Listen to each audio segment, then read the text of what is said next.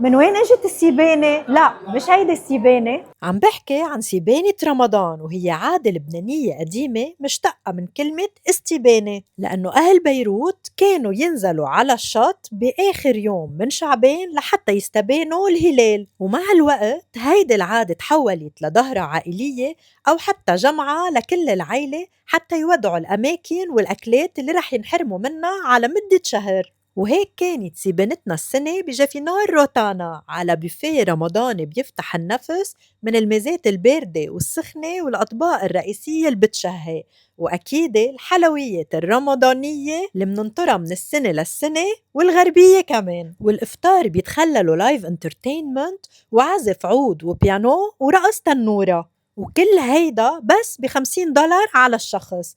اكتبوا لي بالتعليقات انتو وين سايبنتو، وموجودة هالعادة ببلدكن أو بتعملوا شي تاني قبل شهر رمضان؟